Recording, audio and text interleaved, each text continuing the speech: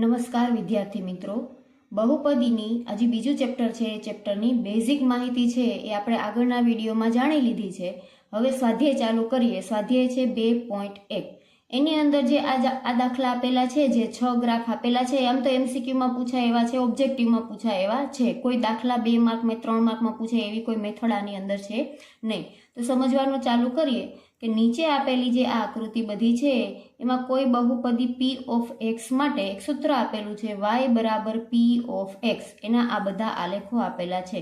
તો આ દરેક કિસ્સામાં 6 કિસ્સામાં p ઓફ x ના શૂન્યોની સંખ્યા શોધો.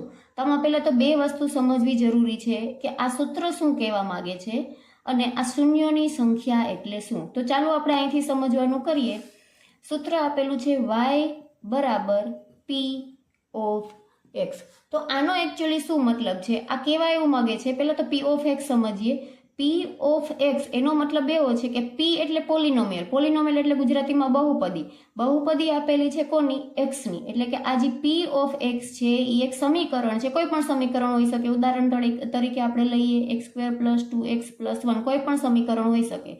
તો કે આ જે બહુપદી આપેલી છે એ x ચલ ધરાવતી બહુપદી છે. આ p ઓફ x શું કહેવા માંગે છે કે કોઈ પણ બહુપદી હોઈ શકે, પણ એ કેવી છે? x ચલ ધરાવતી બહુપદી છે.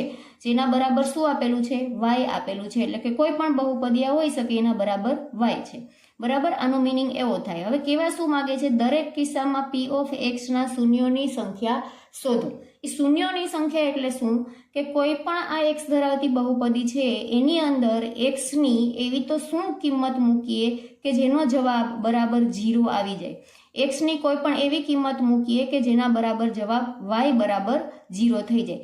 એટલે x ની કોઈ પણ એવી કિંમત મૂકીએ કે જેના બરાબર y 0 થઈ જાય તો x ની એવી જેટલી કિંમત છે એ બધી કિંમતને શું કહેવાય? બહુપદીના શૂન્યો કહેવાય. કેટલા છે એ કેમ ખબર પડે? બહુપદીઓની સંખ્યા જો બહુપદી આપેલી હોય તો એમાં તરત જ જોઈને ખબર પડી જાય કે જેટલી મેક્સિમમ ઘાત છે, અહીંયા x ની 2 ઘાત છે, અહીંયા x ની 1 ઘાત છે, તો મેક્સિમમ કેટલી ઘાત છે? 2 ઘાત છે. તો આપેલ બહુપદીની અંદર શૂન્યોની સંખ્યા 2 હોય.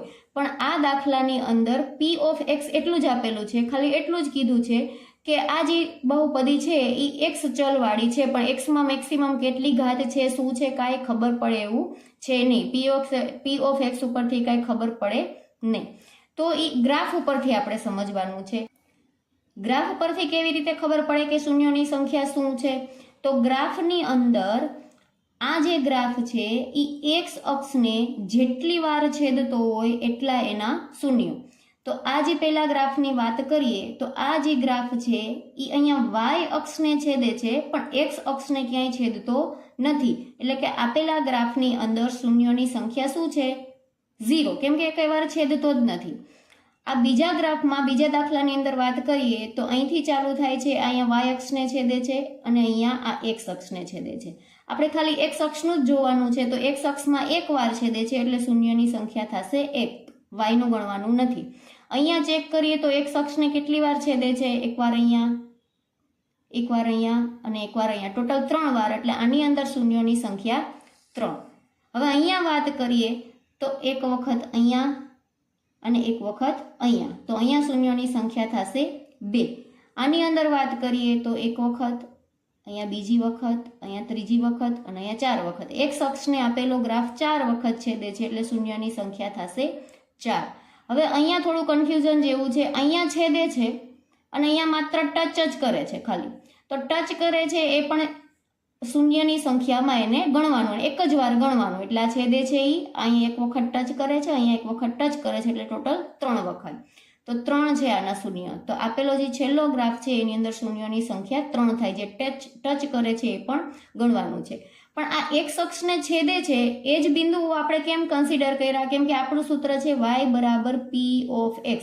x નું સમીકરણ હતું એટલે x અક્ષમાં છેદે છે એટલાની ગણતરી કરવાની. પણ જો આનાથી ઊંધું ક્યારેક અઘરું કરવા માટે ટ્રાય કરે તો આ રીતે પૂછી શકે.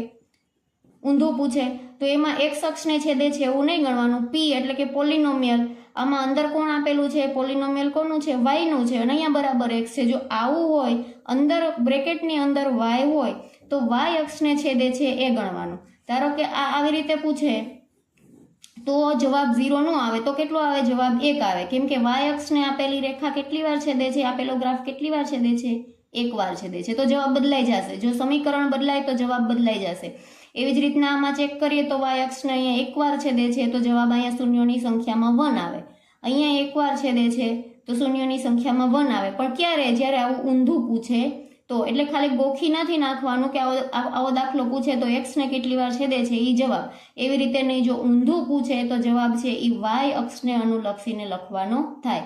જો અહીંયા વાય અક્ષને છેદતું જ નથી તો જવાબ 0, અહીંયા વાય અક્ષને 1 વાર છેદે છે તો જવાબ 1 અને અહીંયા પણ જવાબ 1. એટલે કન્ફ્યુઝન ન થાય, ધ્યાન રાખજો. આવી રીતે પૂછે તોય આવડી જવું જોઈએ અને આવી રીતે પૂછે તોય આવડી જવું જોઈએ. બસ આ સ્વાધ્યાયની અંદર તો આટલું જ છે. ખાલી ઓબ્જેક્ટિવ ટાઈપ માટે આ એક મેથડ આપેલી છે, એ યાદ રાખવાની છે.